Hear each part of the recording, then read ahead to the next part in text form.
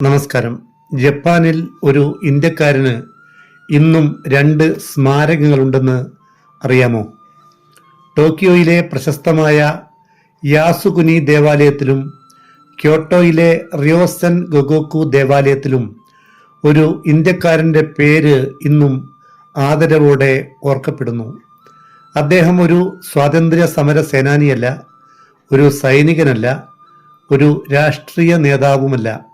ഒരു ന്യായാധിപൻ, ജസ്റ്റിസ് രാധാ വിനോദ് പാൽ.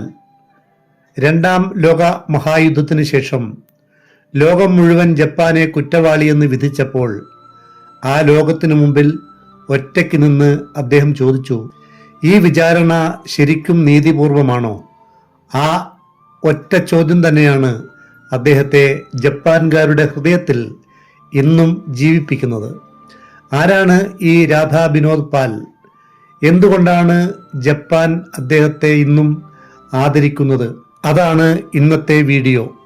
2ാം ലോക മഹായുദ്ധത്തിൻ്റെ അവസാന ദിനങ്ങൾ, 1939 ആരംഭിച്ച 2ാം ലോക മഹായുദ്ധം 6 വർഷം ലോകത്തെ രക്തത്തിൽ മുക്കി.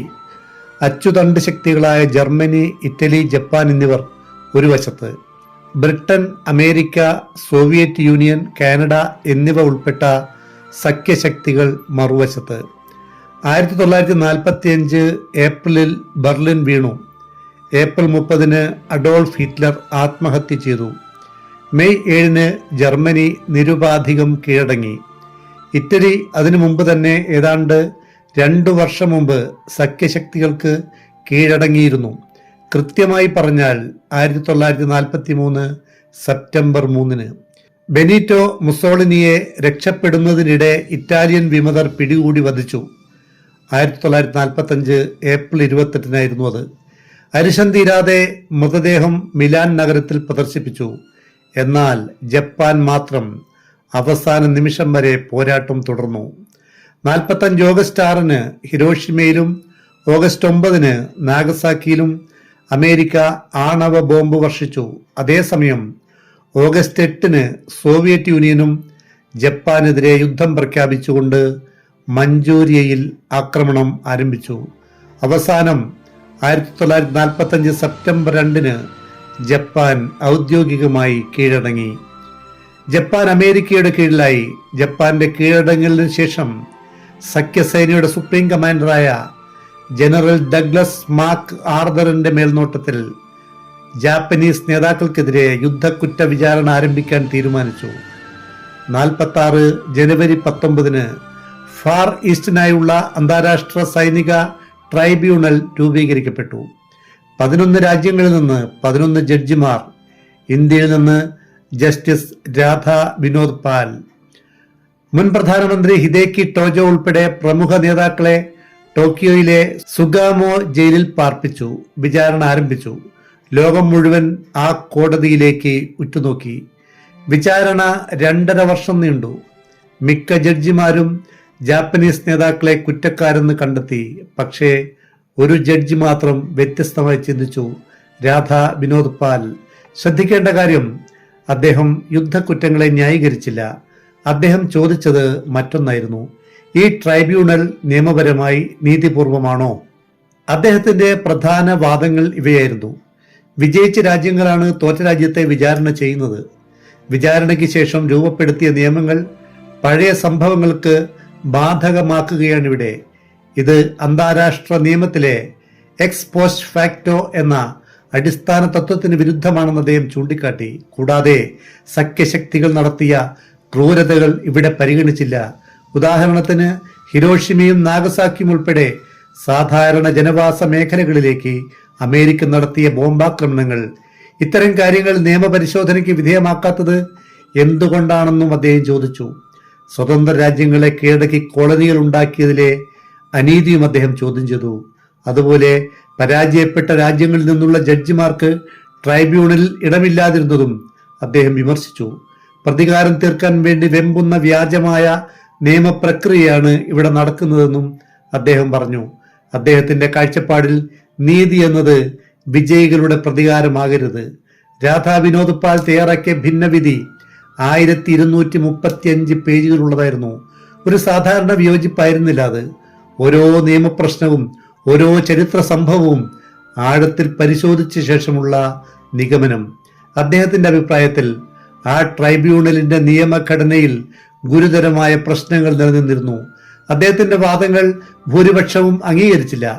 ഫ്രാൻസിന്റെയും നെതർലാൻഡ്സിന്റെയും പ്രതിനിധികൾ അദ്ദേഹത്തോട് യോജിച്ചെങ്കിലും അവർക്ക് ഭൂരിപക്ഷം ഉണ്ടായിരുന്നില്ല. ഹിദേക്കി ടോജോ ഉൾപ്പെടെ 7 പേർക്ക് വധശിക്ഷയും 16 പേർക്ക് ജീവപര്യന്തവും വിധിക്കപ്പെട്ടു. എന്നാൽ രാധാ വിനോദ് പാലിന്റെ ഭിന്നവിധി ചരിത്രത്തിൽ സ്വതന്ത്രമായ രേഖയായി മാറി. എന്തുകൊണ്ട് ജപ്പാൻ അദ്ദേഹത്തെ ആദരിക്കുന്നു? ജപ്പാൻ അദ്ദേഹത്തെ യുദ്ധക്കുറ്റങ്ങളെ ന്യായീകരിച്ച വ്യക്തിയായി കാണുന്നില്ല. നിയമത്തിന്റെ മുന്നിൽ എല്ലാവർക്കും ഒരേ നീതി വേണമെന്ന് ഉറച്ചു നിന്ന മനുഷ്യനായി കാണുന്നു. 1966 അദ്ദേഹം ജപ്പാൻ സന്ദർശിച്ചപ്പോൾ അത്യപൂർവമായ സ്വീകരണമാണ് ലഭിച്ചത്. ജപ്പാൻ ചക്രവർത്തി അദ്ദേഹത്തിന് order of the secret treasure first class ബഹുമതി സമ്മാനിച്ചു.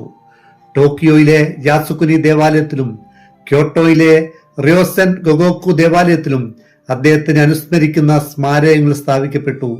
2006 ജപ്പാൻ പാർലമെന്റിൽ നടത്തിയ പ്രസംഗത്തിൽ ഇന്ത്യൻ പ്രധാനമന്ത്രി ഡോക്ടർ മൻമോഹൻ സിംഗും രാധാ വിനോദ് പാലിനെ ആദരവോടെ പരാമർശിച്ചു. 2007 ജപ്പാൻ പ്രധാനമന്ത്രി ഷിൻസോ ആബെ കൊൽക്കത്ത സന്ദർശിച്ചപ്പോൾ അദ്ദേഹത്തിന്റെ കുടുംബാംഗങ്ങളെയും സന്ദർശിച്ചു. ആരായിരുന്നു രാധാ വിനോദ് പാൽ? 1886 ജനുവരി 27 ബ്രിട്ടീഷ് ഇന്ത്യയിലെ ബംഗാളിലെ ഒരു സാധാരണ കുടുംബത്തിൽ ജനിച്ച അദ്ദേഹം സാമ്പത്തിക ബുദ്ധിമുട്ടുകളെ മറികടന്ന് പ്രസിഡൻസി കോളേജിൽ നിന്ന് ഗണിതശാസ്ത്രത്തിൽ ബിരുദവും ബിരുദാനന്തര ബിരുദവും നേടി. പിന്നീട് നിയമ പഠനത്തിലേക്ക് തിരിഞ്ഞു. കൊൽക്കത്ത ഹൈക്കോടതിയിലെ ജഡ്ജിയായി. ഇന്ത്യൻ ഇൻകം ടാക്സ് നിയമരംഗത്തെ പ്രമുഖ പണ്ഡിതനായി. 44 കൊൽക്കത്ത സർവകലാശാലയുടെ വൈസ് ചാൻസലറുമായി. നിയമത്തെക്കുറിച്ചുള്ള അദ്ദേഹത്തിന്റെ ആഴത്തിലുള്ള അറിവാണ് അദ്ദേഹത്തെ ഈ അന്താരാഷ്ട്ര ട്രൈബ്യൂണലിലേക്ക് എത്തിച്ചത്. 52 മുതൽ 66 വരെ അദ്ദേഹം ഐക്യരാഷ്ട്രസഭയുടെ അന്താരാഷ്ട്ര നിയമരംഗത്തെ പ്രവർത്തനങ്ങളിലും പങ്കെടുത്തു. 1907 വിവാഹിതനായ അദ്ദേഹത്തിന് 9 പെണ്ണും 5 ആണും അടക്കം 14 മക്കളുണ്ടായിരുന്നു. 67 ജനുവരി 10 അദ്ദേഹം അന്തരിച്ചു.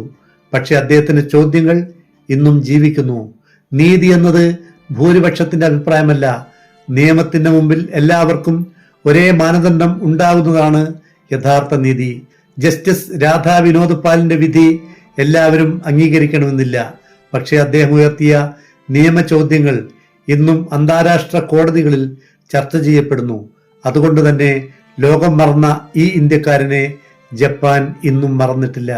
ഈ വീഡിയോ നിങ്ങൾക്ക് ഇഷ്ടമായെങ്കിൽ ലൈക്ക് ചെയ്യൂ. നിങ്ങളുടെ അഭിപ്രായം കമന്റായി പങ്കുവെക്കൂ. ചരിത്രത്തിൽ മാഞ്ഞുകിടക്കുന്ന അധ്യായങ്ങൾ തേടിയുള്ള ഇത്തരം വീഡിയോകളിൽ താല്പര്യമുണ്ടെങ്കിൽ ഈ ചാനൽ സബ്സ്ക്രൈബ് ചെയ്യാനും ബെൽ ഐക്കൺ അമർത്താനും മറക്കരുത്. നന്ദി.